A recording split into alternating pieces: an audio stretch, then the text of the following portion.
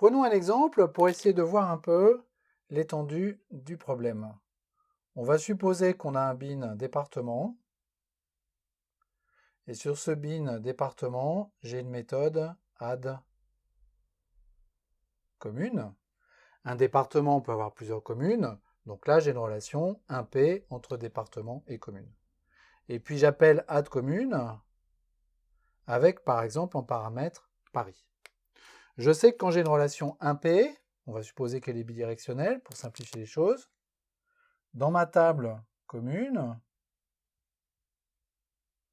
je vais avoir un ID de commune, je vais avoir un nom, et puis c'est une relation 1P, donc la colonne de jointure dans le cas bidirectionnel est portée par le côté multivalué. Donc ici, j'ai un ID département. Le fait de faire ça, ça va me créer une commune Paris. On va supposer que son ID est 12. Le nom est Paris. Et j'ai mis Paris en relation d'un département dont l'ID était 9. Donc ici, je vais mettre 9. Et puis, je vais ajouter une autre commune.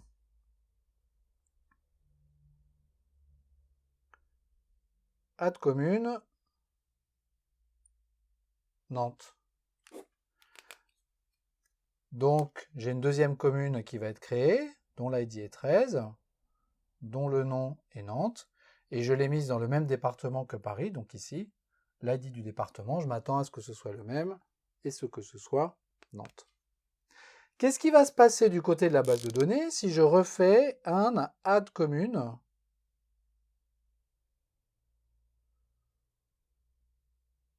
de Paris?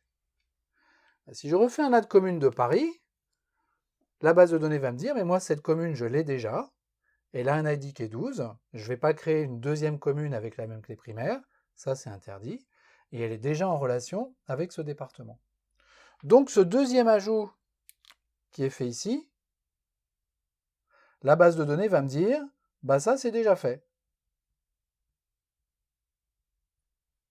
Et donc elle va me dire, j'ai pas besoin de le refaire parce que je l'ai déjà fait. Là où ça m'amène, c'est que la façon dont les relations 1P sont gérées du côté des bases de données fait que ce département ici, il a une structure de 7. C'est-à-dire que c'est un ensemble dans lequel je ne peux pas avoir de doublons. Mécaniquement, la base de données m'empêche d'avoir des doublons dans mon département. Donc ce département, il a une structure de 7. Par défaut, quand on crée des relations 1P en JPA, ce qu'il faut utiliser, c'est un set. Ce n'est pas une liste, c'est un set. Et d'ailleurs, vous voyez que le set, il me garantit que je n'ai pas de doublons, il ne me garantit pas l'ordre dans lequel j'itère une fois que j'ai ajouté des éléments dessus. Je fais des adds dans un set, quand j'itère sur les éléments d'un set, je n'ai pas la garantie d'itérer dans l'ordre dans lequel j'ai fait mes adds. Et c'est également exactement comme ça que fonctionne une base de données. Si je fais département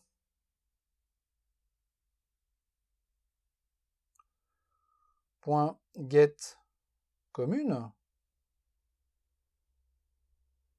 ça va me retourner l'ensemble de mes communes. Mais si je regarde la requête SQL qui va partir en base, ça va être quelque chose du genre select étoile from commune where ID département est égal à 9, puisque là je m'intéresse au département numéro 9. Et ce select étoile ne me garantit pas l'ordre dans lequel je vais lire les communes qui correspondent à ce département. Si je veux garantir un ordre en SQL, il faut que je mette un order by quelque part. Et l'ordre que je vais garantir, ce n'est pas l'ordre d'ajout, c'est un ordre au sens d'un tri alphabétique ou quelque chose comme ça. Donc pas du tout la même chose que ce que j'ai en Java. Donc effectivement, cette relation commune, si je ne fais rien, par défaut, elle ne va pas conserver non plus l'ordre des éléments qui ont été ajoutés dedans.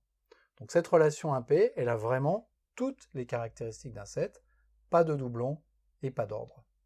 Et ça, c'est comme ça que les choses se déroulent en Java.